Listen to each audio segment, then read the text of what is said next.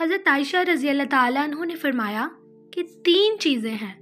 جس نے ان میں سے کوئی بات کہی اس نے اللہ پر بہت بڑا بہتان باندھا۔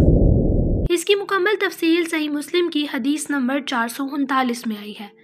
جسے روایت کیا اسماعیل بن ابراہیم نے داؤد سے، انہوں نے شعبہ سے اور انہوں نے مسروق سے، جس کے الفاظ کچھ یوں ہیں۔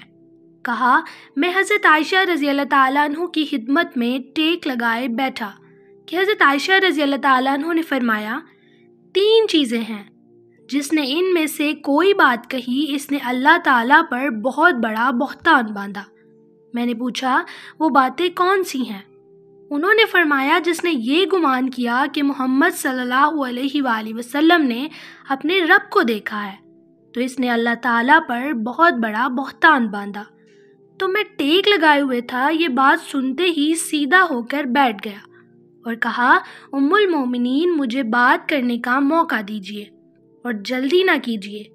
کہ اللہ تعالیٰ نے یہ نہیں کہا کہ بے شک انہوں نے اسے روشن کنارے پر دیکھا، اور اسی طرح آپ صلی اللہ علیہ وآلہ وسلم نے اسے ایک اور بار اترتے ہوئے دیکھا۔ حضرت عائشہ رضی اللہ تعالیٰ عنہ نے فرمایا، میں اس امت میں سب سے پہلی ہوں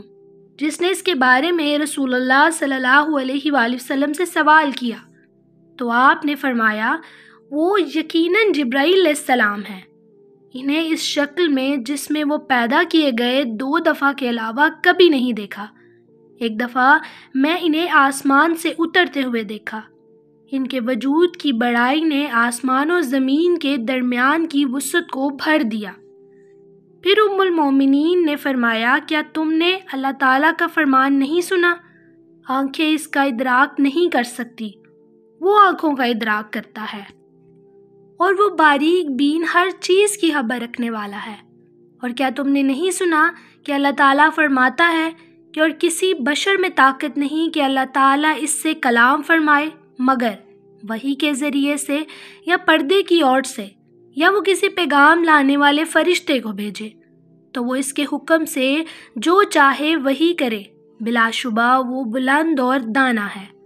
اور پھر ام المومنین نے فرمایا، جو شخص یہ سمجھتا ہے کہ رسول اللہ صلی اللہ علیہ وآلہ وسلم نے اللہ تعالیٰ کی کتاب میں سے کچھ چھپا لیا تو اس نے اللہ تعالیٰ پر بہت بڑا بہتان باندھا، کیونکہ اللہ تعالیٰ فرماتا ہے، اے رسول پہنچا دیجئے جو کچھ آپ کے رب کی طرف سے آپ پر نازل کیا گیا، اور اگر بالفرض آپ نے ایسا نہ کیا تو آپ نے اس کا پیغام نہ پہنچایا، فریضہ رسالت ادا نہ کیا۔ اور پھر آپ نے فرمایا، جو شخص یہ کہے کہ آپ صلی اللہ علیہ وآلہ وسلم اس بات کی خبر دیتے ہیں کہ کل کیا ہوگا تو اس نے بھی اللہ پر بہتان باندھا، کیونکہ اللہ تعالیٰ فرماتا ہے، اے نبی فرما دیجئے کوئی ایک بھی جو آسمان و زمین میں ہے غیب نہیں جانتا سوائے اللہ کے،